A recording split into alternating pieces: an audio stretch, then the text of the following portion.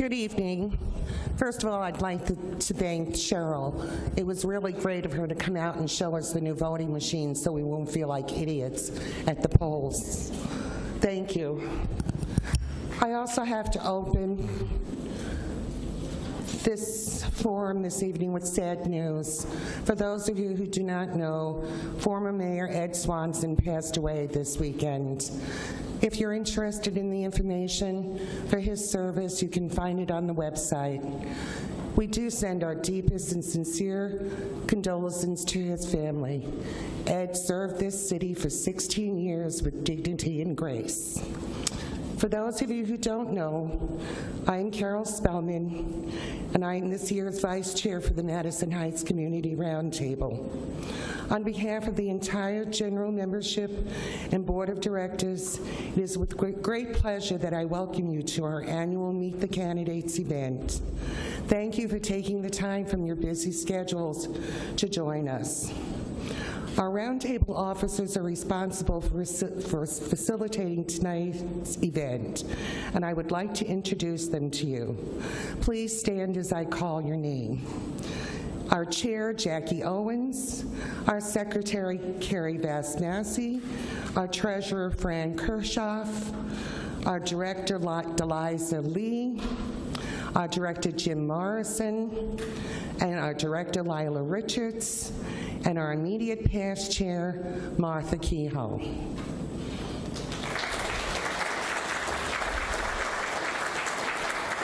Thank you for volunteering your services to this board and your efforts to facilitate this important event. We would also like to say our special gratitude to the Madison Heights Women's Club for the refreshments being served this evening. I would like to introduce some special community people who work tirelessly to enrich the lives of our residents in Madison Heights. We have Mayor Bryan Hartwell, Mayor Pro Tem Mark Bliss, Councilman Richard Clark, Councilman Robert Corbett, Councilman Robert Gettings, Councilwoman Margene Scott, Councilman David Soltis. Next, I'd like to draw your attention to the back of your program. You'll find information about the Roundtable's history and the benefits of being a member. Also provided is a listing of our 2017 to 2018 officers. Any one of us would be happy to answer any questions you may have. A quick review of the format for today. Each candidate will be given up to 5 minutes to speak. To help you stay on time and track your time is Lila Richards. She will hold up various time cards to indicate how much time you have left to speak. If you have a question you would like to ask one of the candidates, please write it down on the index cards provided and to whom you are addressing your question to. The cards will be collected by Jennifer, Ms. Kehoe, and Carrie. Depending on the time constraints, we may only be able to read a few. I ask you at this time to be sure your cell phones are off. There are no scheduled changes in the program, and I'd like to start tonight's event by inviting Director Jim Morrison to begin our forum. Good evening. I'd like to introduce the first candidate, Mayor Bryan Hartwell, who's running for a 2-year office unopposed. Mayor Hartwell.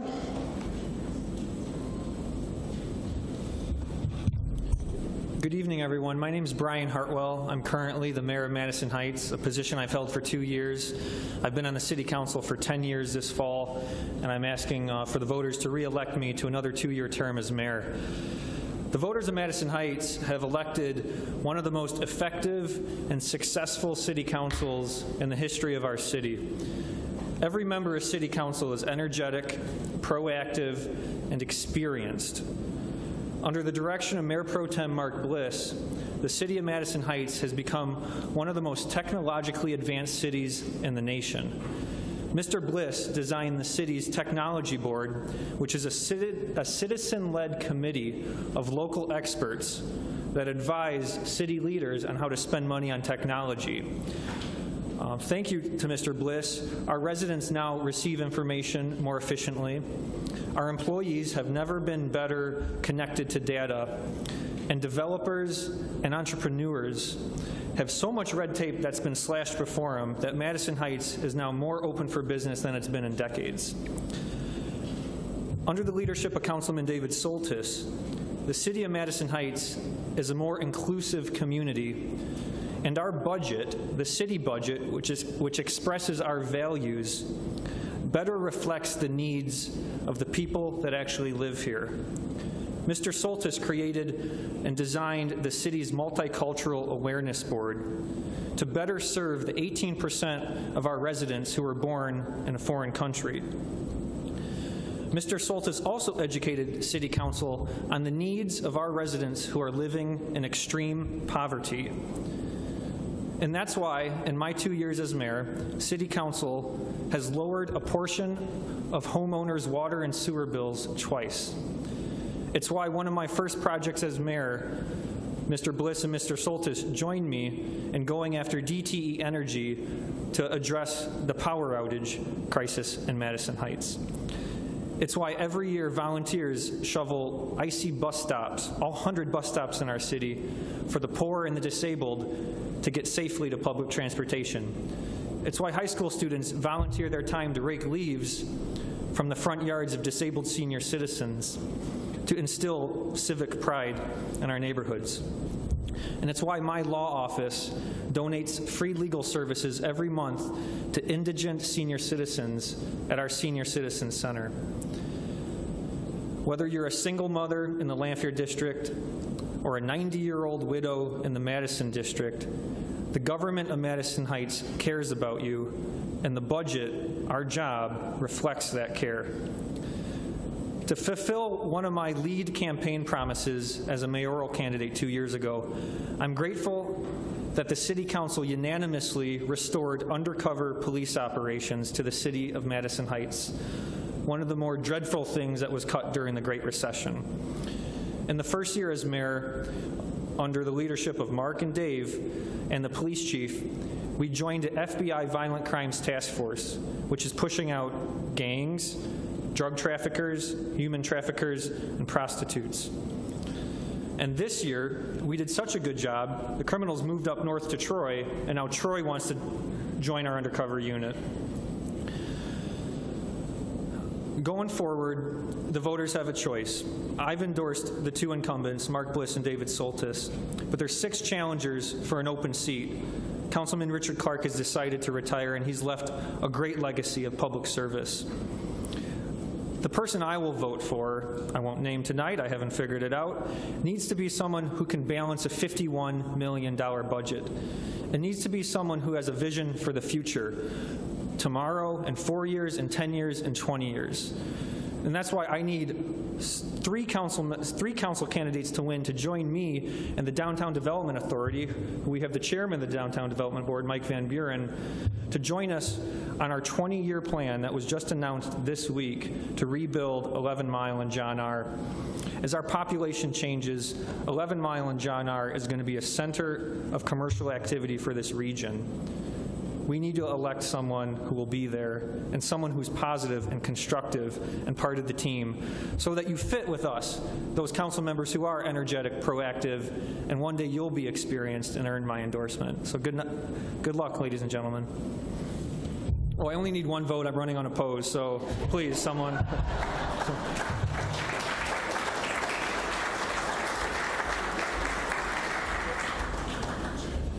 Our next head is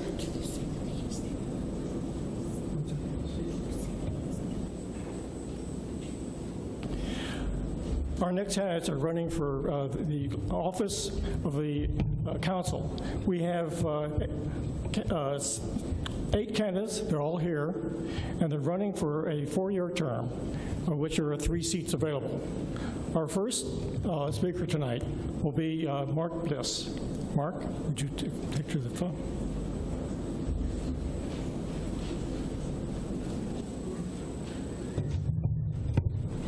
All right.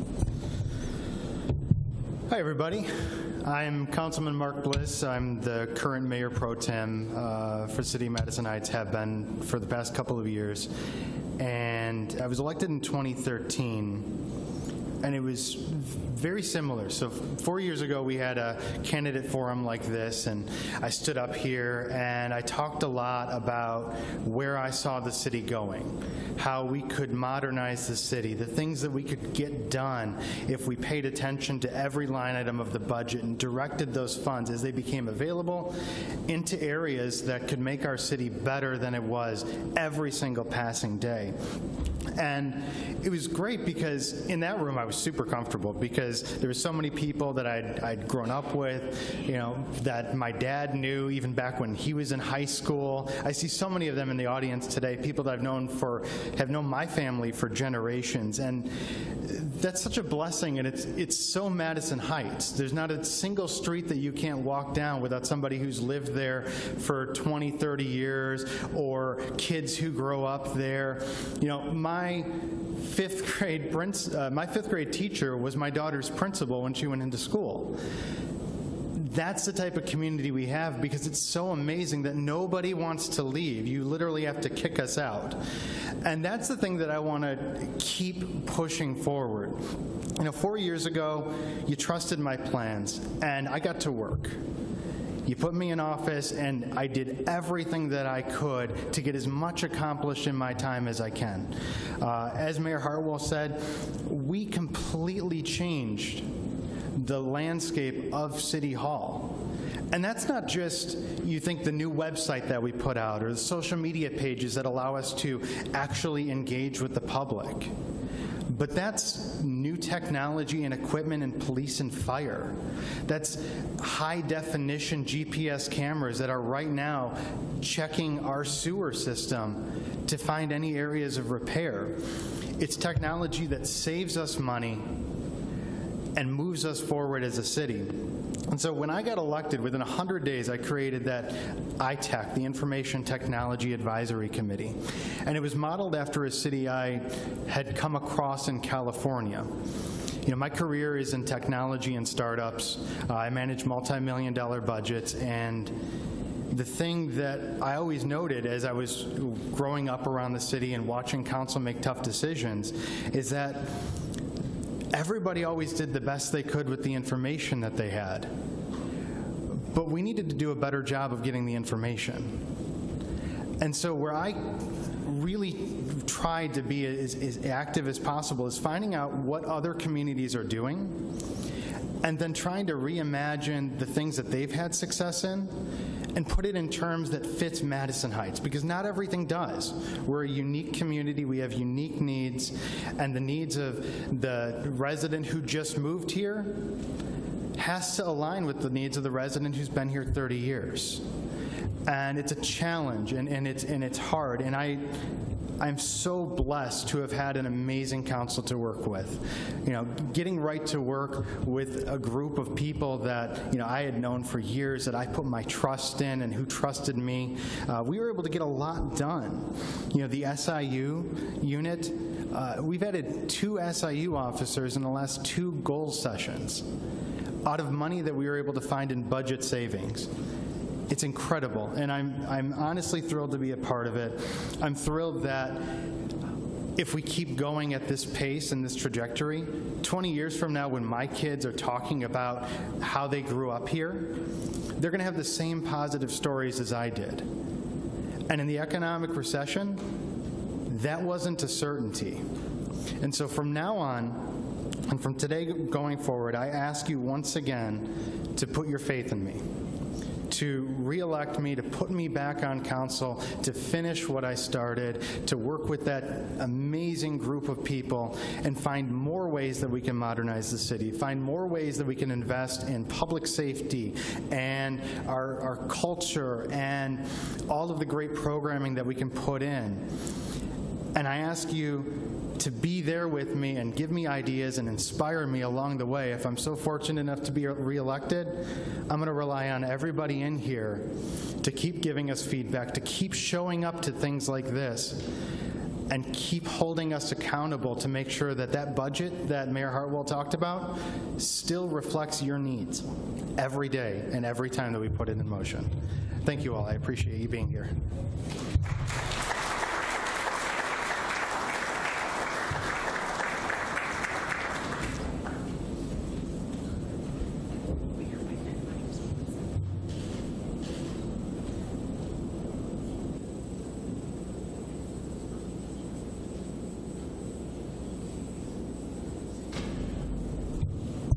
For the rest of the candidates, I think it might be easier to use the microphone to their right. And I'd like to introduce the next speaker. The next candidate is Ronald Butcher.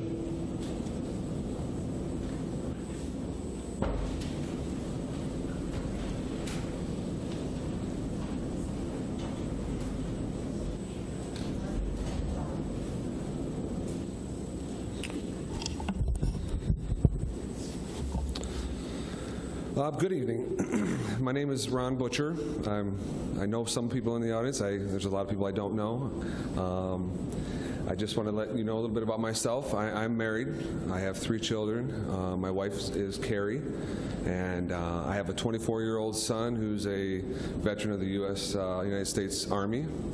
I have a 13-year-old daughter at Page, and I have a 6-year-old daughter at Lessinger. So I kind of have them spread out a little bit, and I get a lot of perspective of what a lot of different areas of age groups would want and need. So I get a lot of advice from my mother, who's she's a senior, and she has a lot of good advice for me, but she's a great woman. So I'm originally from Mount Pleasant. My wife is originally from Clinton Township in Rochester Hills. We met 18 years ago, and we are just about to have our 16th anniversary, 16-year anniversary. I work at with Madison District Public Schools. I am the head custodian at Wilkinson Middle School, and that entails a lot of duties. We're a smaller district, smaller school, so we all kind of get involved and help out with a lot of different aspects. I help out in the lunchroom on a daily basis. I help monitor the halls. I get called upon when we have a few students that might be having a bad day to come walk with them and mentor them a little bit. So I take that, to heart. They trust me with that. I also coach the soccer club at Wilkinson, and I help oversee the environmental club. We help with a lot of recycling and education to the kids about why they should recycle and why the environment is important. So. I'm also the president of our union for the local, which covers the custodians and the food service workers. That's a challenging position, and I get to go and talk with the district, negotiate, and try and get what we can get for our group, and still understand, because I live in the district, so I still want to understand we want to be fiscally responsible. But so it's a fun adversarial relationship, I guess I should say, for that short period of time during negotiations. I'm a longstanding member of the Madison Heights Men's Club. I'm a member of the Madison Heights Crime Commission, and I'm also a member of the Madison Heights Parks and Recreation Advisory Board. And like I said, I coach soccer and I referee a lot of soccer, so I got a lot of energy and I'm running around a lot. So I decided to run for council simply because the main reason I enjoy living in Madison Heights. We moved here, like I said, 16 years ago, and have no desire to leave. It's very similar to where I grew up, with one exception, is that we don't have a downtown. So I'm so excited that there is a push for downtown development. Lebanon and John R area, I live very close to there, and I'm excited to see what will happen there. And obviously Wilkinson is real close to there as well. So I drive through there every day. I just can't wait to see the transformation that's going to happen.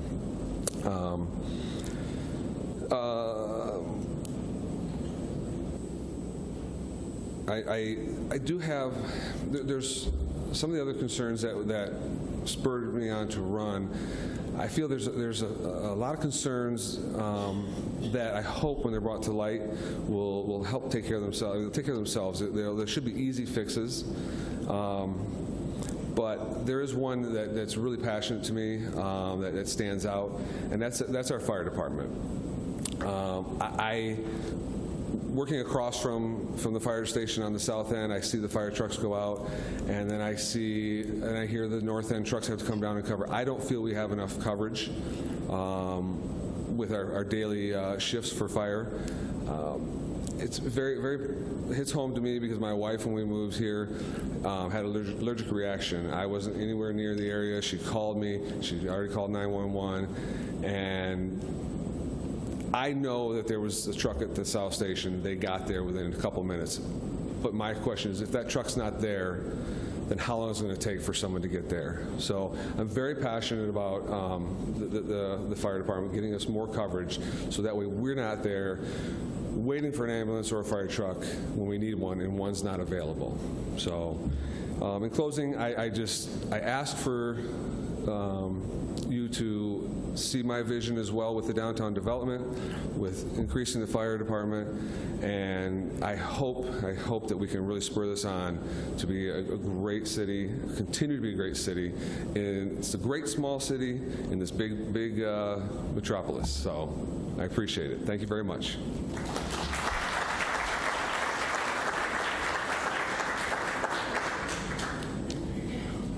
Our next candidate to speak is Johnette Eggert.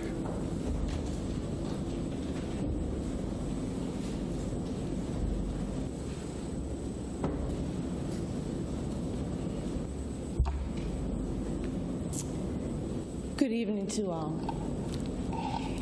Let me begin by saying this is the greatest honor for me.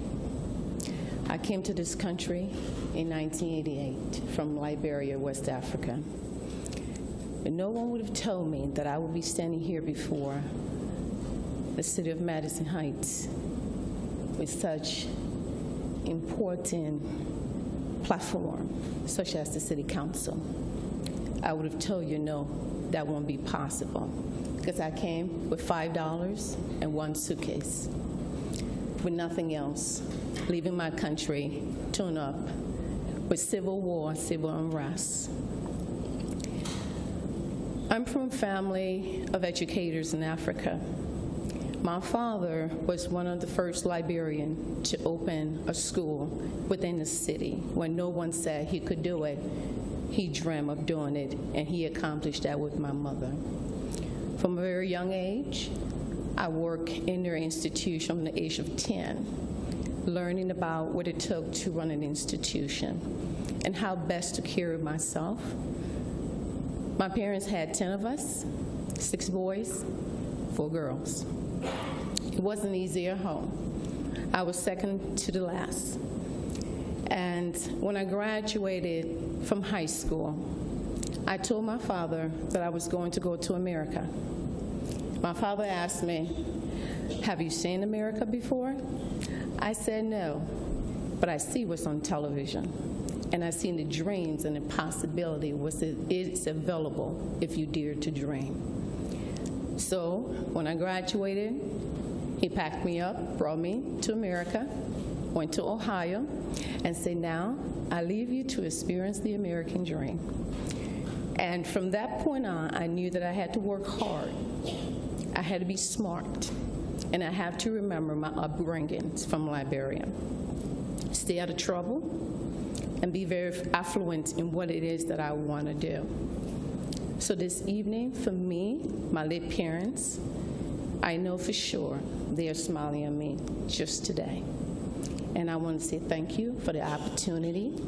For those of you who signed my petition, the citizen of this great city, I say thank you. My greatest interest lies with law enforcement. I am married to a wonderful man, John Eggert. He was raised here in the city, went to school in the city. When I established my business in Southfield, he was working, training officers, security guards, and I knew then that he had qualities of my father, the dream, the possibility. My daughter is at the high school. Her name is Sarah Eggert. She is honor roll student and looking to be a medical doctor one day. My son is at Simons. He's in 2nd grade. He's doing very well. His goal is, of course, it changes up and down, but he knows what he wants to do eventually. And I believe one day he will be in the field of education as well. The city that we do have and we live in, I've been here 17 years. I've had the privilege of working within the school district as a substitute teacher. The need within the district is massive. I have had the opportunity to listen in. I've had the opportunity to hear the parents. And as a citizen and as a resident, I know it is not easy running a city of this magnitude. You may be small, but this is a city where people care. I'm interested in the senior citizen, making sure they have all of the amenities necessary to remain in their homes and the help needed. I'm also interested in making sure that our school district, Madison and Lanphier, receive all of their amenities to build their schools so that our children, when they do graduate, have the best of education, the best of possibility to make them great. So for me this evening, and as with businesses, as a business owner over the years, I know that many businesses will love to be within our city. They will love to have the ability to grow. And I believe the city council can make it possible in terms of leveraging laws and regulations that can best attract more small businesses and individuals to our city. So for me this evening, I say thank you so much. And I encourage you, every citizen, if you're a citizen of the United States, go out and vote. No matter for whom you may be voting, it is beautiful to have the privilege to vote. I say thank you so much.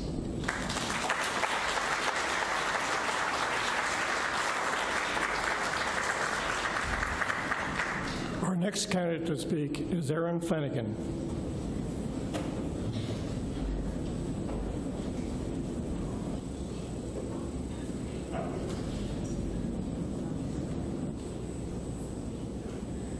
Good evening.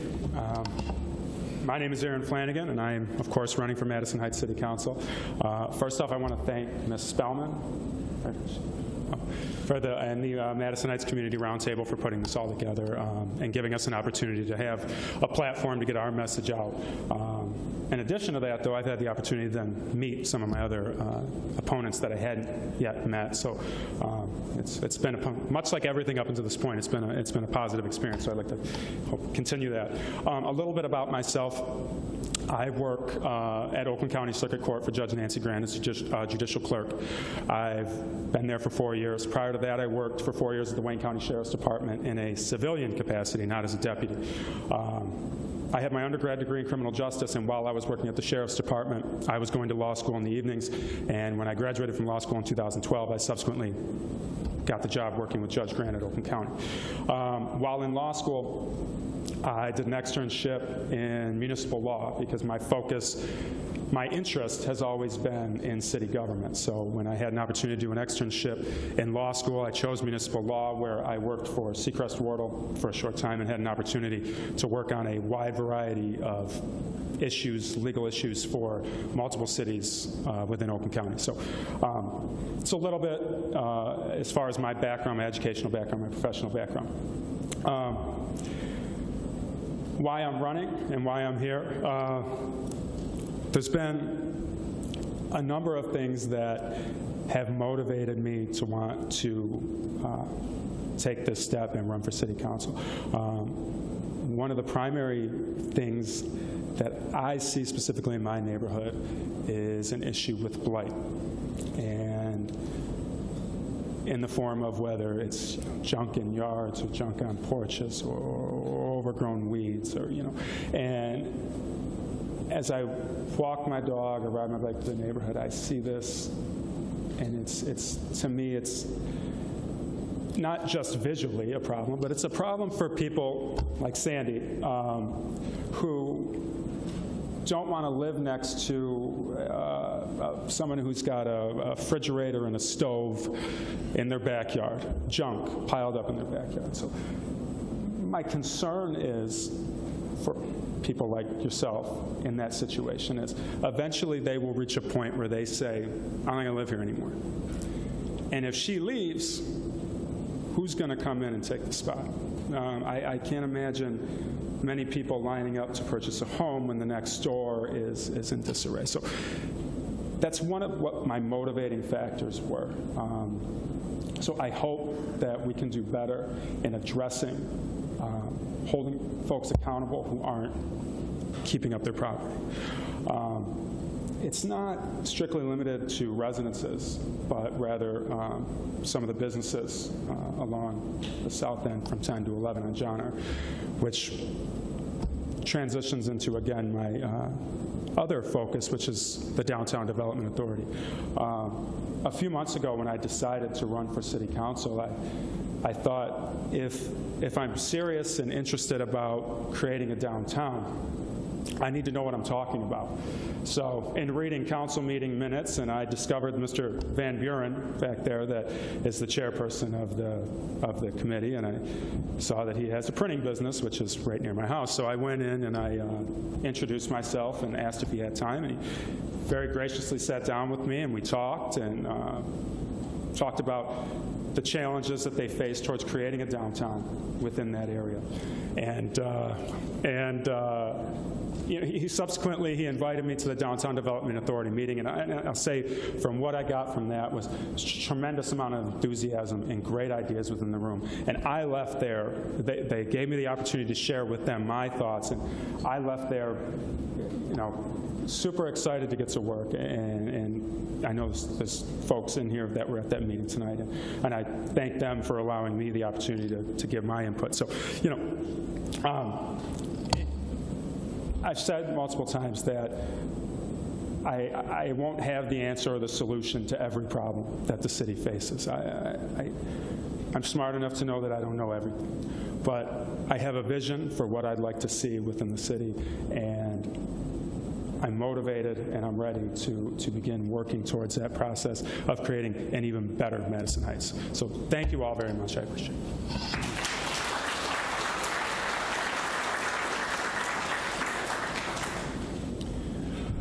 Our next candidate to speak is Rosalyn Grafstein. Rosalyn?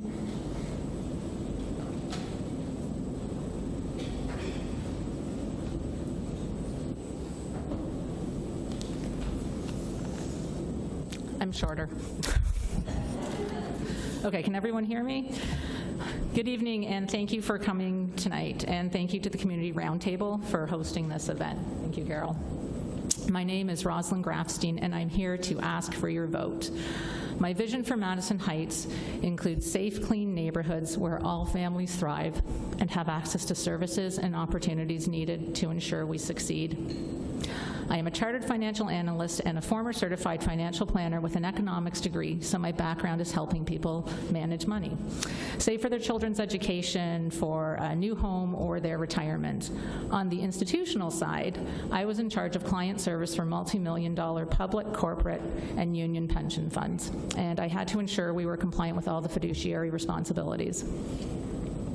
I have lived in Madison Heights for 13 years, ever since Mayor Swanson married me here at City Hall. During that time, I have been appointed to the Parks and Rec Board, helped set up block parties, and set up a natural and organic co-op. I'm a charter member of the International Madison Heights Moms Club. I'm a room parent, and I plan and help for class parties. I have organized environmental presentations for students, talked to them about worms and composting, and I've even been a guest reader. I'm in the women's club, and my husband is in the men's club, and I'm a Girl Scout leader, so there is a good chance you have bought cookies from us, or you saw us a few months ago outside painting fire hydrants. I ran for council 8 years ago before I knew much about how the city worked, And since that time, I've gotten involved and learned so much about our city. I was asked to help draft a proposal to allow hens in Madison Heights. I've participated at discussions at the county and state level regarding educational funding.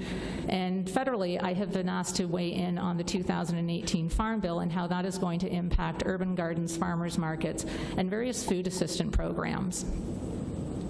All of these are an interest to me, but last summer, after my husband and I attended the DDA town hall, we decided I can be most effective at the local level. It's time for me to move from influencing policy to creating policy. As you will probably hear tonight, the most common complaint we hear about is blight. And specifically for me, I hear that code enforcement will issue warnings, but actual enforcement can take weeks, which is just too long. This summer, at the request of the mayor, the city cracked down on illegal landlords, and as a result, there's $40,000 that can be put into enforcing code and cleaning up blight. A second concern is safety. An effective low-cost way to improve safety is to increase our sense of community by getting to know our neighbors with block parties and yard sales and other events that get the neighbors out meeting each other. Hiring more emergency personnel, it's ideal, but right now the city just doesn't have it in the budget. And this leads to the third concern. We need to increase efforts to bring new growing businesses to the city. Being by 696 and I-75 gives us easy access to all of Metro Detroit. We need to capitalize on that location. More businesses bringing more tax revenue to the city. What motivated me to run for council was the DDA town hall last summer, where we brainstormed ideas for the downtown, and it's nice to look out here and see several of those faces from last summer. But it's not just the downtown, and by the way, I'm thrilled that the DDA came up with this idea in the last few days and has come up with this plan, but it's not just the downtown. There's also a lot of talk about what we want to do at the old Kmart when that lease is up in a couple of years, and what about the other numerous vacant lots throughout the city, many of which are in the downtown area. We deserve a council that spends time in the city participating and meeting with residents so they can understand our concerns and provide ideas and leadership to make the city a better place. I've been doing this for years. The projects that I work on indicate the type of city I would like to see. Small-scale urban or community gardens, youth and other volunteer groups helping clean and brighten up the city, increasing accessibilities in our parks and playgrounds, and finding grants or expanding the SHARP program so that seniors in our community can be properly supported so they can stay in their homes. And lastly, I'm going to push for and support proposals that will bring fresh new business investment to the city. We need sound fiscal policies that attract diverse and growing industries and promote local progress and create jobs. If you share my vision of safe, clean neighborhoods with successful families and believe I can provide the fiscal responsibility, ideas, and leadership to move us forward, please vote for me. Rosalyn, Graf, Steen. Thank you.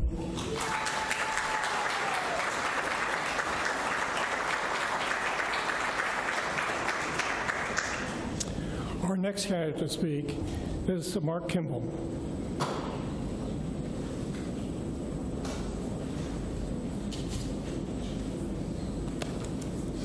Hi, good evening. I'd like to thank Carol and the Rotary Club for this opportunity. To introduce myself a little bit, I'm a lifelong resident. I've been selling real estate in the city for nearly 30 years. I may have sold some houses to some of you.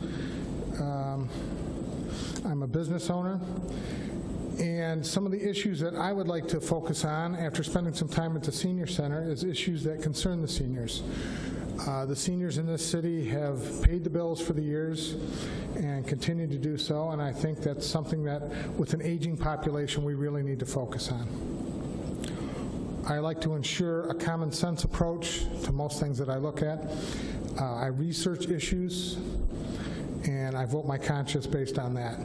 Issues I think the city may be facing in the future is the state has already acknowledged that there's probably going to be a $2 billion shortfall next year, and ultimately that funding is probably going to be reduced to the cities again, as well as possibly school districts.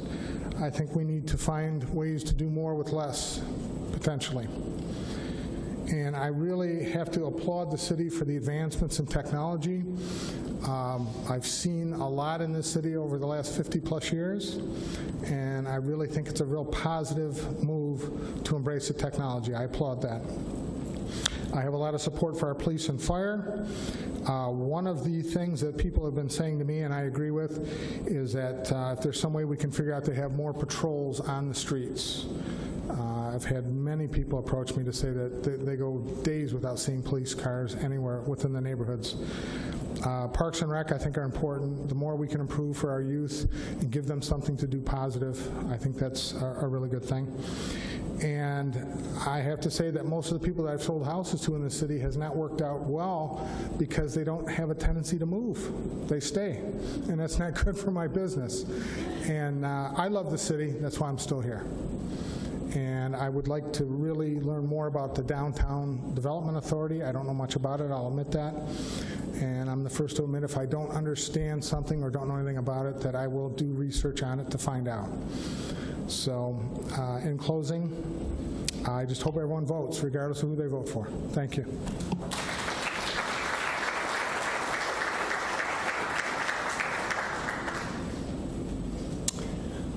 The next candidate to speak is Emily Rohrbeck.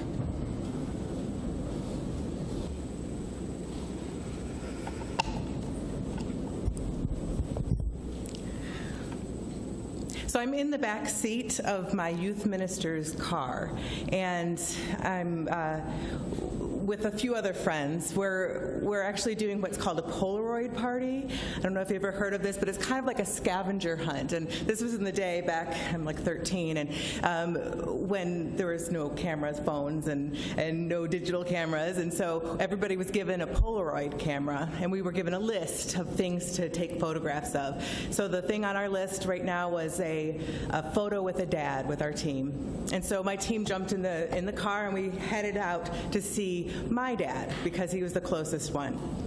And so I'm in the back of the car, and we turn the corner into my neighborhood, and I'm looking around, and I realize that there's something strange happening.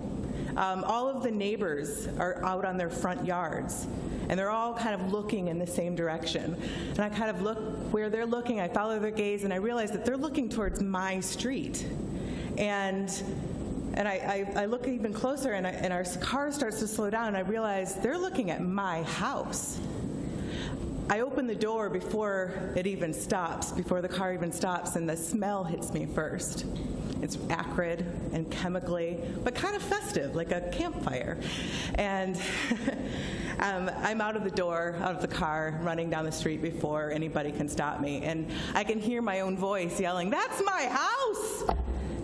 And as I round the corner, I feel somebody's hands on my shoulders, and he's stopping me and asking me who I am and guiding me across the street to my family, because they're standing there in the street silently watching bright orange flames pour from my brother's bedroom window. That moment was pretty devastating. It was devastating for me as a young girl, but for my family, for my parents, it was devastating because they had let their renter's insurance lapse like a week before. So we pretty much lost everything we had at that moment. And what came next was really amazing. We had lost so much, but what we found is that we had community. We had people. We had people that loved us, that knew us, and people that came to our aid in that really dark time. People came into our home, burnt home, and they salvaged whatever they could. They picked up family photographs off the wall. They found family keepsakes and precious things. They found any clothing that could be salvaged, and they took those things home. They washed them, they cleaned them, they repaired them, and they held on to them until our family had a place to live once again. And then they brought all of those things back, along with furniture, a refrigerator, and everything that we needed as a family to put our lives back together. I've come to appreciate those people, those individual people, more than I can even say. But even more, I've come to appreciate the sense of community that I felt during that time as a young girl. every person, every senior, every child, every person benefits when our community is strong. As a member of Madison Heights City Council, I promise to work hard to build up our community. There are so many ways we can do that, and I got 5 minutes, and there's no way I'm going to fit it all in. So, but I promise that I will work hard to learn what is needed. I will talk to our residents. I will support our seniors, our police, our fire, and emergency medical services that are so important for all of us. I will work to improve code enforcement, working to help families with children have a rich, healthy, and safe environment to grow up in. I have a family. I've got 3 young kids, and this is very important to me. I will work to protect and replace the trees in our parks and neighborhoods that have been lost over the years. I will work to make sure that myself and all of our elected officials are available to listen and to hear and answer the questions that come up from residents all over the city. We have an opportunity to harness the growth and development we see all around us to improve and benefit our community here that we call home. So my name is Emily Rohrbach. I ask that you cast your vote for me in November for Madison Heights City Council. Thank you so much.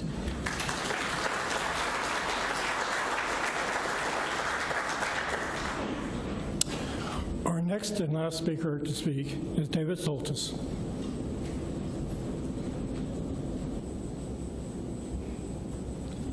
All right, so I'm a little bit taller, everybody, as you can tell. Good evening. Thank you for coming tonight. Thank you for the roundtable for another great sponsor of the debates. 4 years ago, I went through this. I understand what the newcomers are going through. Again, 4 years ago, I ran. I was an unknown. Nobody knew me. Knocked on doors. My son was my campaign manager. He turned down the job this time, but I don't blame him. But they knew at the end who I was. And I'm running for re-election for the great city of Madison Heights City Council. I look around and, wow, 8 candidates. That's a lot. It surprised me. It's kind of like the GOP presidential debates last year, except I won't be talking about giant border walls or hand sizes and things like that.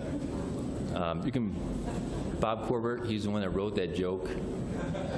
So I knew I shouldn't have listened to you. But 2 years ago, 3 incumbents ran. Bob was one of them. 0 contenders. Now we got 8 2 years later. I think the voters watching tonight would want someone with direct experience getting things done in government. In this case, I think it's proven experience that counts. The last 4 years, this council did, as the mayor mentioned, I think more than any other term. We worked hard. Honestly, I can safely state that Mark and I brought more energy and new ideas than ever before.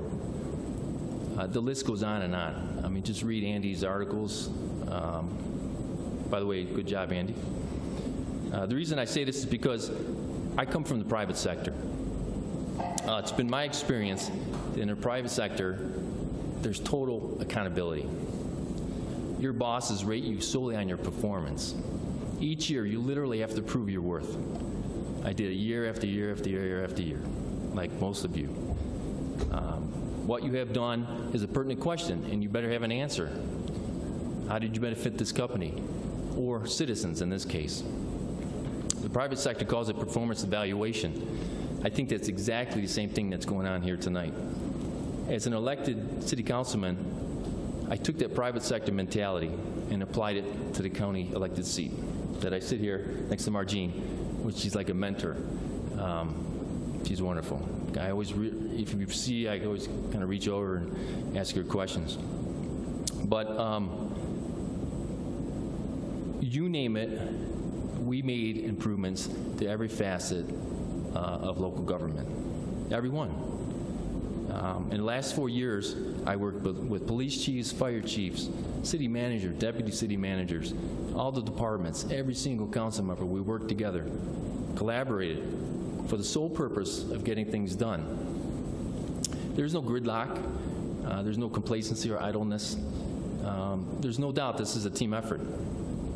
But so much has been accomplished in so little of a time, in 4 years.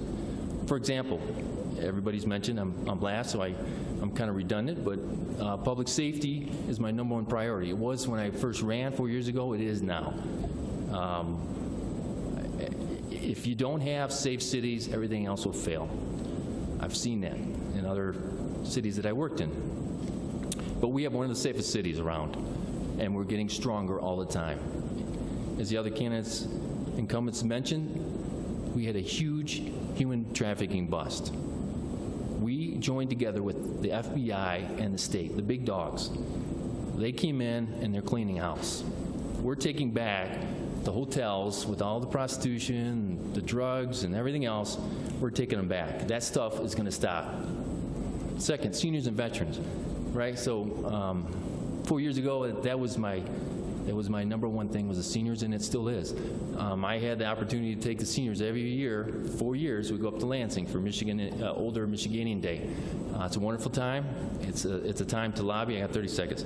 It's a time to lobby. All right, so I volunteered at Meals on Wheels. We ended a wait list for homebound seniors. We did a Christmas lunch, coalition, the veterans. We're Purple Heart City, which honors all those that fought. And third, I came from a long line of auto workers. My grandfathers were in the auto plant, my father, my brother. Auto manufacturing in Michigan is the lifeblood of this sector. I just think that we need to do more, but we are on our way. We have over 200 manufacturers in the city and growing, and I got to stop. So, thank you.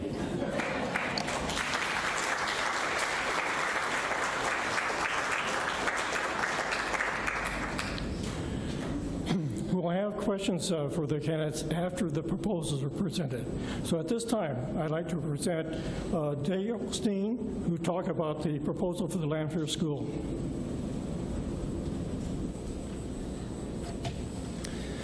Good evening, and thank you to the Roundtable for hosting this event. It's great to see everybody out here. We're here, I'm Dale Steen, Superintendent of Lanphier Schools, and we are here to just share with you our proposal for a sinking fund replacement millage at the November 7th election. So a couple things about it. First of all, I have a one-page fact sheet on the sinking fund proposal, and there's a stack of them out on the table as you are leaving, and grab one. But the Lanphier Schools is proposing a $3 million, 10-year sinking fund replacement for approval on the November 7th ballot. The proposed $3 million equates to $3 per 1,000 of taxable value of your property, and this will provide approximately $2 million per year over a 10-year period. So that's what the proposal says. But the question is, what is a sinking fund? It's kind of a strange name, and I wish they would change the name of it, but that's what we're stuck with. So a sinking fund is actually a millage that is a limited property tax to fund major repairs and renovations. And new this year, we also can use it for technology and security. So they've broadened the reach of what the money can be used for, which was a great thing. That was done by the state government. By utilizing a sinking fund rather than a bond issue, Lanphier will incur no debt, and that's huge. A sinking fund is a very efficient way for districts to receive and spend money because it's not a one lump sum that will cause debt for the district. Since the school district will not borrow money for the projects, no interest or fees will be incurred, and that will save the Lanphier taxpayers millions of dollars over compared to a bond that you would incur debt with and interest. So what are we looking at spending the money on? And so we have not had a bond for 20 years. 20 years ago we had a bond, and we did a lot of projects, a lot of renovations to the district. And we have not gone out for another bond since then. So there's some significant projects that we need some work on. And these include, in no particular order, we would be looking at computer and technology replacements, safety and security enhancements to all buildings, field field turf, track, stands, and a field house for our athletic facilities that were not addressed during the bond. Playground renovations, carpet replacement, and lighting upgrades to LED. We also would be looking at not sexy things like parking lot renovations and roof repairs, but those are also definitely needed. And also landscaping and aesthetics upgrades to the outside of the buildings. So I also have with me Patrick Dillon, our Assistant Superintendent for Business and Finance, who will add a couple more points to the role. Okay, so what's going to happen for the Lamphere taxpayer if this passes? We waited till this point in time so our debt would be paid off so that it could provide a net tax reduction even though you're passing a sinking fund replacement. So we've had debt for the past 20 years. And over the last 5 years, we've asked taxpayers an average of 3.72 mils. That's going away next year.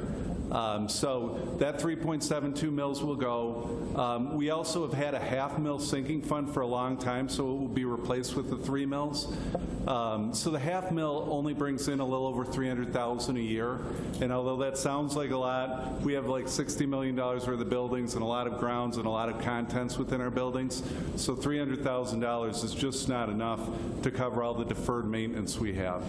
The other point I wanted to mention was we will be debt-free, as Dale mentioned. We'll only be the second district in Oakland County out of the 28 traditional public schools. Clarenceville's the other one, but the other 26 districts have debt, and a lot of them have it carried out for 10, 15, 20 years into the future, and we will be done as of next May. So thank you for that. If there's any questions on any of the points that we just made, I'll hang out afterwards, and I have the handouts out in the hallway as well. So thank you.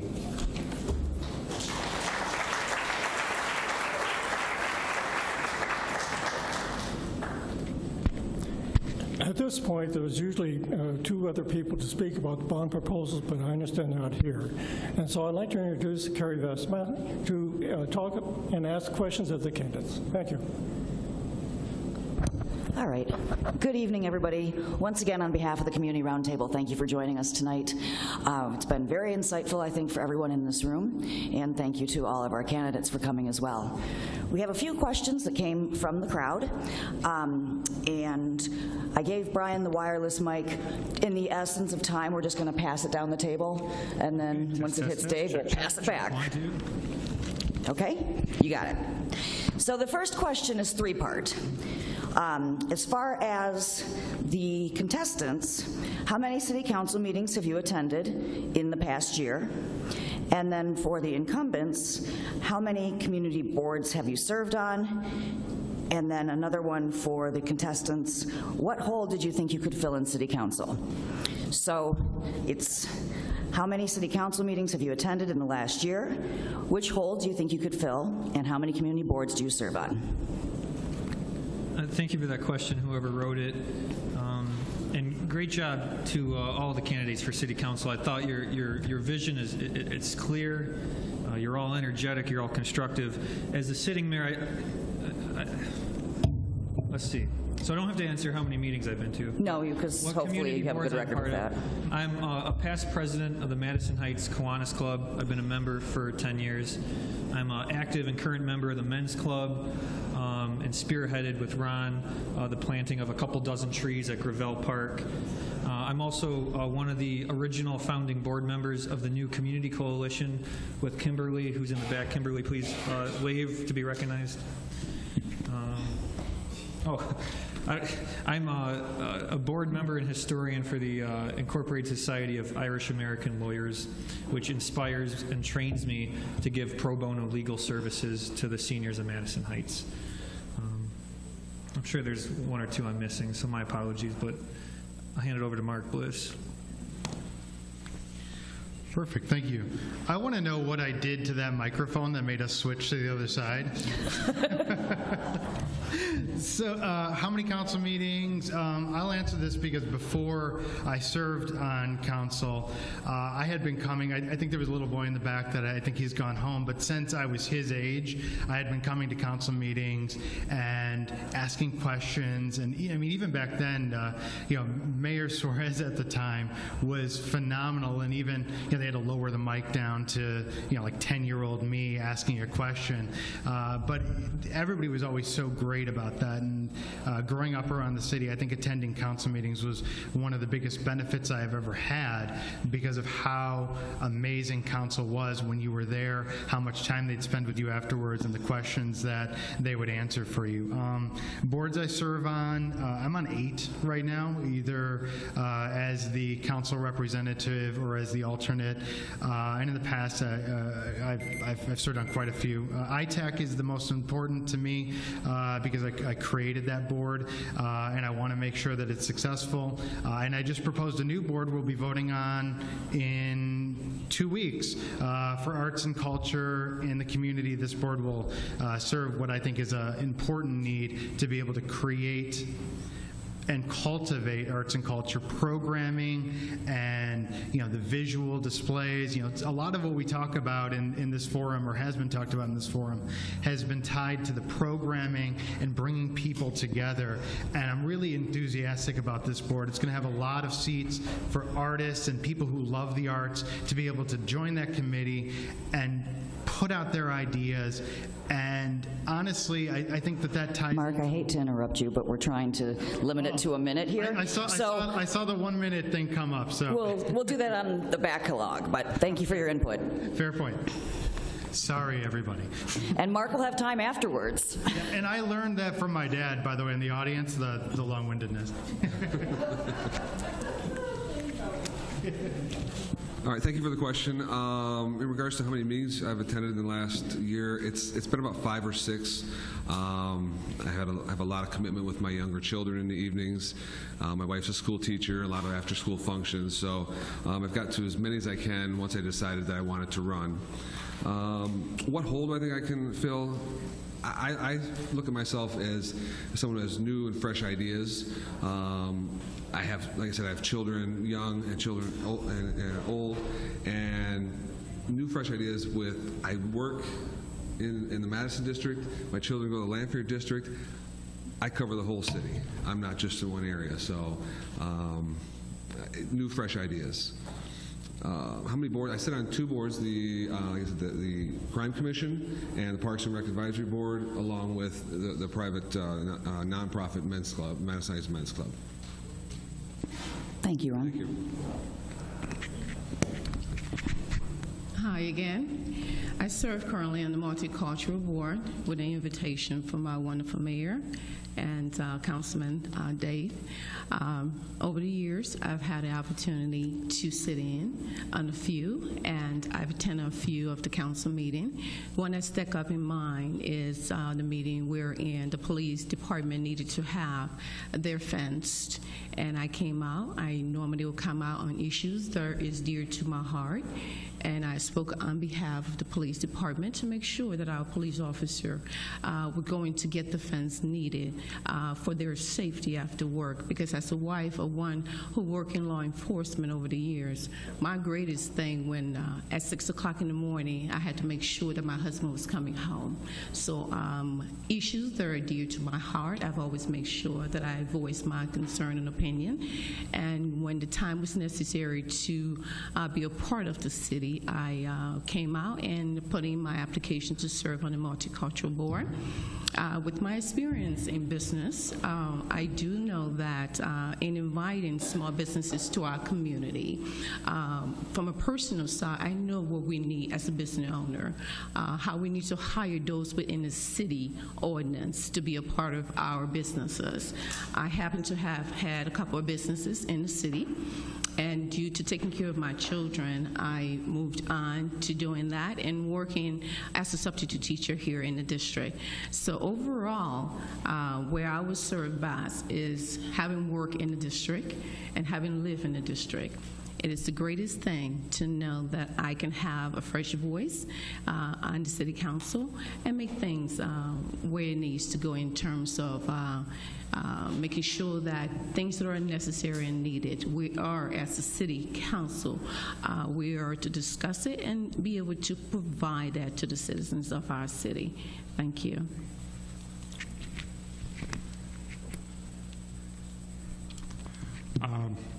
In terms of how many council meetings I've attended, I actually attended my first one this Monday, and I've read the minutes online and I've watched the council meetings online, but I wanted to get a lay of the room in advance of tonight, and I also wanted to have an opportunity to meet Councilman Solstice. So as far as any boards that I sit on, I do not sit on any boards. In terms of a hole that I would fill on the council, I don't know necessarily that there's a hole on the council. I think Mayor Hartwell and Councilman Solstice have spent a considerable time tonight talking about all that they've accomplished over the last 4 years. So where do I fit in, or where do I fill in that hole? It would be, I don't necessarily look at this as an adversarial campaign or that I'm running against Mayor Pro Tem Bliss or Councilman Solstice, but rather that I look forward to having an opportunity to work with them and continue on with the work that they've already done. So in terms of what I bring, ultimately, I think would be a level of enthusiasm and a commitment and a concern for the residents of Madison Heights and a strong desire to want to see the city improve. Thank you. Okay, how many council meetings have I been to? I've been coming to council meetings on and off for years. I used to sit right where Mr. Bliss Sr. is sitting. I used to sit with John Pelusi, and it's escaping me the other gentleman's name, but we used to sit there and watch, and that was way back when Carol Corbett was the city clerk and Mayor Swanson was the mayor, and Councilman Hartwell was a councilman his first term. So I've been coming since then. I've been coming more regularly this last year. I'm sure I've missed a few. I know that I was here a few months ago when the issue of the gas station at John R. and 11 came up, and I was one of about 20 people who went up to speak about that, and I'm in favor of having something there, but not the gas station. I also came to ask for council support for SB 184, which is the tax credit that would allow, if you retrofitted your house, to allow accessibility, that you would get a tax credit for that. What hole would I fill? I guess the hole I would fill is I have a financial background, and I come with that perspective. I've done a lot of hands-on things in the city. Everyone talks about blight, and the mayor's talked about the students that go out and they're raking the leaves, and our Girl Scouts have done that over the years. We've done those kinds of things. So. And someone's phone is ringing. So anyways, that's kind of it. I mean, that's it. I would basically continue what I'm doing with the support of council. All right, I believe you said keep this under a minute. Okay, if anything, I follow the rules. To be honest, meetings I've attended in the last year, to be honest, 0. I sit on 3 boards right now. I sit on the Zoning Board of Appeal, I sit on the Tax Assessment Appeal, and I sit on the Madison School Board as well. What I would bring to the table, I really embrace technology. Anyone that knows me knows that I'm a real tech guy. I've been building machines for 20 years, networks, stuff like that. And the other aspect is, on any issue, I research.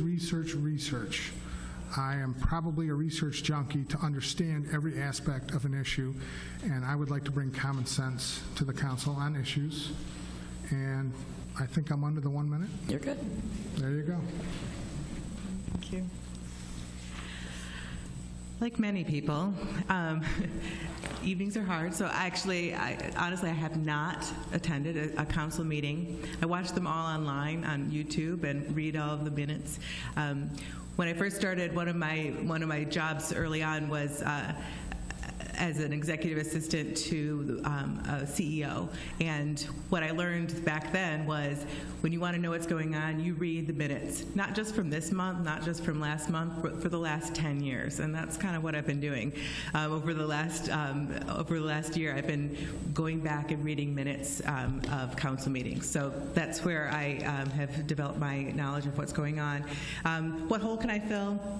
I've studied and worked alongside people for a long time doing change, working with organizational change, programmatic change, and things like that. And so I can work with the council, especially when there are big things coming up, to look at how can we make a good plan in the future, make changes, and make it work for everybody along the way.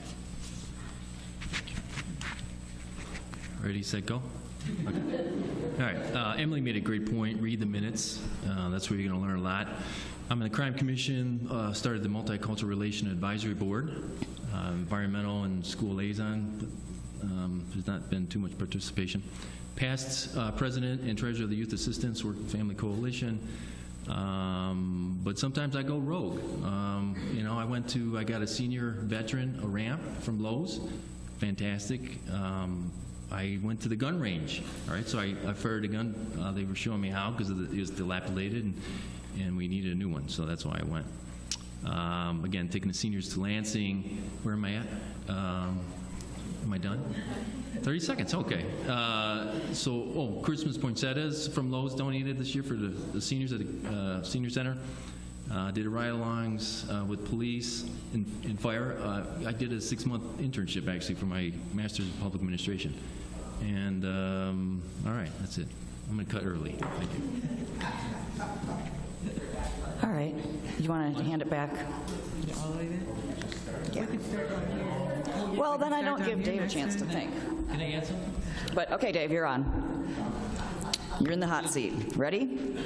How much research have you done about the needs of the city, especially in reference to rental properties and real estate vacancies? All right, well, the vacancies, I did it with the manufacturing. I just said that we went up about 70% from occupancy rate, 200 manufacturers. I mean, that's my goal, that's my focus is manufacturing. Again, I think it's our economic future. And what was the second one, I'm sorry? Real estate vacancies and rental properties. All right, so rental properties, since the first time I went around 4 years ago, people weren't really talking about rental properties, but they sure as heck are now. I mean, just about every house they're talking about it. So, I'm taking it into consideration. I think I'm up to 7 cars now without license plates I reported. I think I got some blight in the backyards and stuff like that. And then I always talk to the city manager and let him know an issue about a rental property that needs to be looked at. I think we have ordinances in place to keep landlords accountable, but maybe we need to increase it, make it even more stricter. I've been doing quite a bit of research, mostly when I'm going door to door. This summer I've been heading out and hitting as many doors as possible, talking to as many voters as possible, and I've heard a lot about their concern about rental properties in their neighborhoods and the challenges that poses. I've spoken to other people. I've spoken to Mayor Hartwell about his initiative to check out landlords who haven't registered and so forth, and that has been a really great initiative. I really appreciate his work on that so far. The vacancies and things like that, when Rosalyn spoke about the Kmart and the other large vacancies that we have throughout the city, those have great opportunity for development and investment by the city and by bringing businesses in so that we can really make sure that the whole boat rises with the rising tide, that we can invest here. Being in the real estate business, that's something I look at all the time, the numbers, including like how many houses have sold in the last year. And I know being on the Board of Review for taxes, that the city made a real effort to send out notices to all the people that did not have homestead. And I myself had to sign about 350 forms to that effect. So I'm very aware of it. On the commercial end, not as much. There's not really a database that you can pull from. that gives you the same thing as the housing. But rentals are a problem. I had a real problem years ago next door to me. Thankfully, that was resolved with a new renter. So that is something that I have been a landlord in the city in the past, and I understand there's certain responsibilities that people need to take, and I think the city should really enforce that, definitely. Thank you. Thank you. So I live just a few blocks away from what has been known as the Hoarder House, which was the house on Longfellow, where someone had a number of code violations that reached the point that blah, blah, blah, it was condemned. And I had the joy of going by and seeing the guys in hazmat. So I've heard a lot and I've seen a lot about this. And this is why I think that this $40,000 that's come in just unexpectedly from having the illegal landlords switch over to being legal, that we need to be putting that towards more code enforcement. Because we have one person, we've got a part-time person, not even sure if they're still there. We need to make sure that we have something consistent. With the real estate vacancies, we can't do anything about Kmart right now because Kmart's paying taxes, and it's or not taxes, they're paying rent, and it's very frustrating because it's just sitting there. But we do need to do something about that, and we need to get our name out there.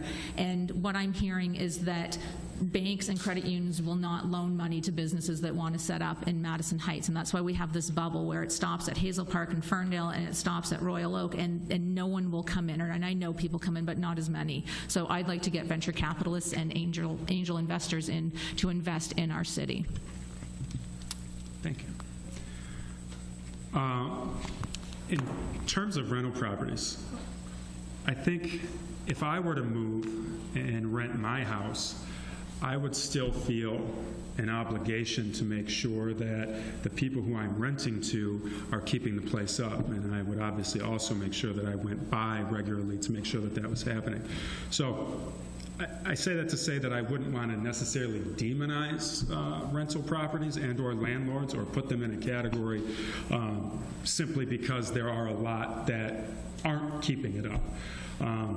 So whether we can limit the number of renters could in turn then put someone like me, or I'm not leaving, but if I was, someone who would make it a primary focus of them to make sure that their renters are keeping the property up. But I think in my neighborhood specifically, I know that there's several surrounding. I think there's two that aren't, but there's a number of rental properties. So I don't think that rental properties are a problem in and of themselves. What's the problem is the renters not keeping it up. And so it goes back to, again, what we talked about as far as blight. So that would be a major focus to make sure that that's happening.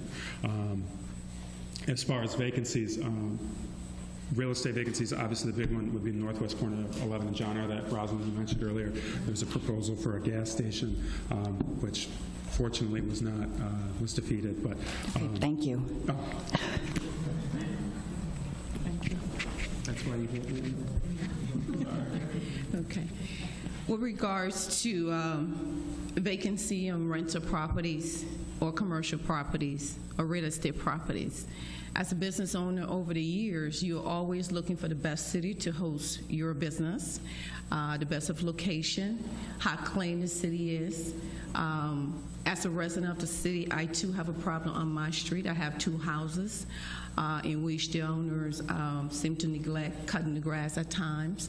However, going door to door recently, running for city council, you get to hear what the citizens have to say in terms of how best the city council or the city government can help improve by working with the owners of those properties, working with the owners of real estate property, private homes, having laws or amenities where those owners can take care of their property and take care of them efficiently. Perhaps working with them in terms of lowering the rate in which they can get people to rent their properties. And when they do rent their properties, how best to have their renters help them maintain the properties. Thank you. It makes a lot of difference. Thank you. Fortunately for me, in my neighborhood, we haven't had a lot of problems with rental properties. We have a lot of them, but they're well taken care of. So I haven't done a whole lot of research with the rental properties. As far as the real estate vacancies, I attended the Downtown Development Authority's town hall last year. Very informative on that. I've been talking with, actually kind of hounding current business owners that I know to get their friends and their contacts to consider to open a business here in Madison Heights. We have a lot of space. We have a lot of areas that, especially in the proposed downtown, that need help. And if we can get help from within our current business owners to have their friends come in and set up shop, I think we'll all benefit. Thank you. All right, I'll talk fast this time. So, needs of the city. In my tenure on council, I've done more than a dozen town halls and public surveys. At one last summer, which I think a couple of the candidates sitting up here attended with Mayor Hartwell and I, a need was brought up right there on the spot that there weren't any bathrooms in our parks. And 2 weeks later, found the budget savings, added an item to the agenda, and the rest of council was gracious enough to unanimously vote to allocate a one-time budget savings to put bathrooms in our most frequented parks. So it does work. Now on the real estate thing, I've rented in the city, I bought a home in the city, I run a division of a software company here in the city. We had venture capitalists in town, we have private equity, and it's a really cool thing to see what the potential of the city could be, but we have to have a plan, and part of what we've implemented is Mayor Hartwell's program on the research project on landlords, as well as the Oakland County one-stop development. We have a plan. We're pushing for businesses that we want to come into the city, and we're paying attention to ones that are adding to blight or are sitting vacant for too long. So thank you.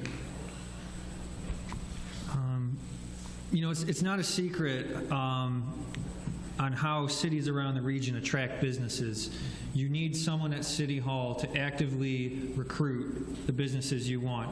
That's why the city of Hazel Park has the #1 restaurant in the state of Michigan.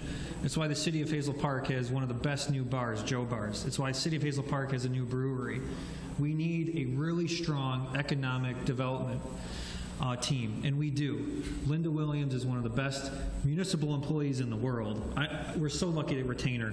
And Linda, myself, and DDA Chairman Mike Van Buren, we attend regular meetings with the Oakland County executive to put Madison Heights back on the map for development. And also as mayor, that's why, thanks to some leads from our county commissioner and other people, we're working on a $10 million project at 12 Mile and John R. Road. Development doesn't happen by accident. It requires an energetic face, an aggressive, phone call bank of bugging these business owners to come here until they relent. Now, with the rental properties, we have to be careful to not malign renters. A lot of renters rent because banks will not give them loans. And so what I find, it's not necessarily the renters, it's definitely not the licensed landlords, it's the unlicensed landlords who are the most frequent flyers in code enforcement. Thank you, Brian. And that's why we investigated, we found almost 400 of them. They're all going to be brought up to code with regular inspections. That's just one small way to fix the code enforcement issue. Okay, and our next question. Our city motto is the City of Progress. What plans do you have to help us get there? I'll let you guys warm up your answer. Progress means moving forward. The city of Madison Heights is, 60-some years old? It's been 99% developed for years. But that doesn't mean our job is done. We need to redevelop, and we need to be constantly finding partners. That's why I'm proud to be endorsed. That's why I'm proud to be endorsed by the Detroit Building Trades Council, who are going to be the union local workers for Madison Heights, the plumbers, the sheet metal workers, the carpenters, to rebuild parts of Madison Heights. Whatever happens to Kmart, we need local builders to rebuild it. And that's why the 20-year plan for the Downtown Development Authority is key. Not only are we going to do a lot more events next summer, we're going to do downtown farmers market, a downtown art festival, taste fest, scavenger hunts. We're also going to improve the physical dimensions of downtown. 11 and John R. will be tree-lined streets. We're going to have new bike lanes. We're going to bring back the facade repair program so blighted buildings in the south end get a shot in the arm and look better. We're also going to bring back targeted code enforcement to the southern end of the city to bring up vacant properties up to code. And all these things are going to make Madison Heights this sterling gem. Right now it's a hidden gem, but we really are prone for development. Because I said we are 60 years old, so a lot of our buildings and people are starting to age. So we need to rebuild the city for them, an aging population. Thank you, Be sure Bryan. we have wheelchair-accessible downtowns and benches for our seniors and new businesses and homes for new families. It will be done. So the good news is Mayor Hartwell just saved me some time. The bad news is I'm going to take the rest of it anyway. So City of Progress, a lot of it, we've gained a lot of ground in technology and modernizing the city, but we've got a long ways to go. We've gained a lot of ground in adding new events to the city and in getting the community together and boosting code enforcement and, attracting new businesses. We put signs up in the DDA area finally. Which I was very proud of, but we also put up a new website, which is the first place that investors check. The very first place. If you want to understand who this city is, do a Google search and hit our website. And when we tackled that project, we did so understanding what was at stake, and what was at stake was that investment and what our future is. And what we need to do from now on, we need to continue to find ways to better serve our citizens, accommodate working citizens, put more services online, and open up City Hall after hours. We need to find more grants and creative funding sources to add new equipment to our parks and city that benefit both families and seniors. And you know what? I think that the last thing that we need to do, because I've got my last card there, the last thing that we need to do is we need to keep working with our police and fire department to keep this city safe, because they need all the resources that they need to get the job done. Otherwise, everything else I just mentioned is irrelevant. Thank you. City of Progress, definitely a downtown is that goes without saying. But beyond that, I kind of want to get back to old school. We have an untapped resource, I think, that we're not really looking at, and that is our senior citizen population. They have been here, they've done it, they know what does work and what doesn't work. So to get more input from the senior citizens, and I would love to get the senior citizens and the school-age children, middle school, high school, to get in a room together, whether it's once a month, once every 2 months, and just talk. Figure out what works, figure out what each has on their mind. The seniors, they have so much knowledge, and the young people have no idea what's in their heads. So if we get them together, get them in a room, and we talk, I think that some crazy awesome ideas will come out to push this city forward. With regards to the City of Progress, the city is currently on the right track. As I go door to door, many of the citizens are pleasantly happy with their services. However, they're looking for more improvement where necessary. And the success of every city starts with its citizen. Start with the listening ears of the city council, the city governance. And also being able to attract businesses where citizens can get employed. When citizens are employed, our cities flourish. This is the greatest country on earth. Take it from me. When I go to the different schools, as I sub in the district, I see that the flexibility of just coming onto the school grounds, I believe that that can be improved as well, where you have some form of security to protect the students within the school district. With regards to our senior citizens, they love the city. And all they're requesting, many of them, is just the ability to be able to leave their homes, where their homes are taken care of, electric, the porch repair, and other things of that nature. So businesses attraction depends on the growth of a city, how beautiful it is, how is your taxes, how do you get them involved to build your city. Thank you. This country is possible. Thank you. I think if you were to make a checklist of how to have a great city or the things you need in a great city, we're well on our way. You could police, fire, our services, the snow plows, the leaf removal, the parks, everything that we have in this city that is positive. I mean, we're well on our way already. What Mayor Hartwell talked about as far as the tree-lined streets, the bike racks, that's not as difficult to do. I think what we have now is a great foundation, and if someone was to ask you to put a city together, I think we have a lot of the pieces already in place. So I think the other things are going to make it more fun. They're going to make it more of an attraction. They're going to make folks want to come here, want to visit Madison Heights, and that's great. But in terms of what's already in place, I think we're well ahead of the game, and all those additions are just going to make it that much better. Thanks.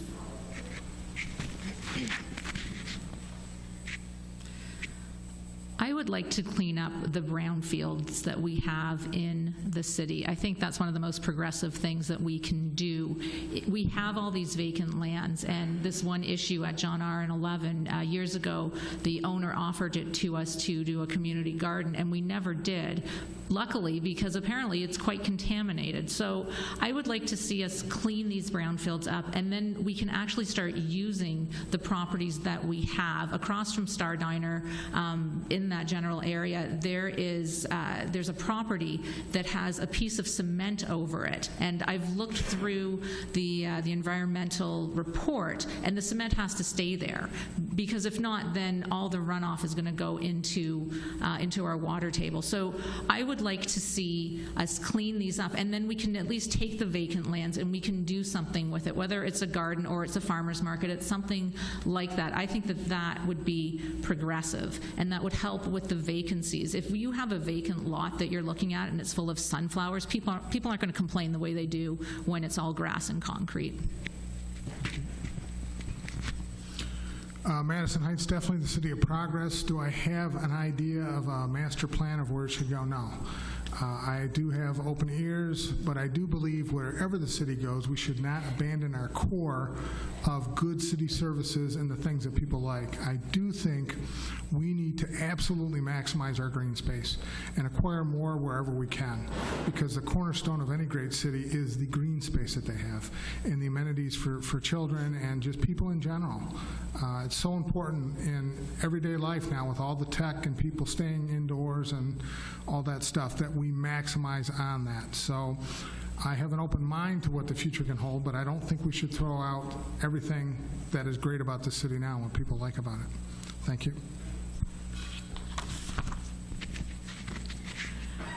I agree with so much of what we've heard already. One of my big concerns for the city as a resident for many years is an issue with the trees in the city. When I first moved to Madison Heights, I bought a home on a beautifully canopied tree-lined street, and within a couple of years, we lost almost every tree on our block. And we went from this gorgeous green space to a pretty clear-cut, ugly space. And it was really disappointing and very frustrating. And so there needs to be a good plan in place, like we see in cities all around us, for replacement and maintenance of our tree canopy. Because our neighborhoods, if people don't want to live in a neighborhood that feels abandoned and clear-cut, one of our beautiful things that we have as a city is our old tree canopy, and we need to maintain and continue to work on that going forward. Listen, the city of progress means we need to address child poverty. I brought this up last year. I did a thorough report on it. And we have single moms that have consistently, with children under 5, been in poverty in a 70% range since 2012. That's a real issue. That's a real problem for me. That bothers me a lot. 1 in 4 families that have kids have a hard time getting by, making ends meet. That's a serious issue. We may be a city of 30,000, but that to me means progress. And progress also means protecting our seniors on DeQuinta Road, right? I watched the senior barely make it across and before the light turned green. And that's where I took my picture for the CNG, because there are seniors that are dying over there because they can't make it across. And now we started talking with the city of Warren, get a collaboration going about trying to figure out solving that problem. And to me, that's a city of progress. Okay, well, thank you all for your time. Let's give our candidates a round of applause.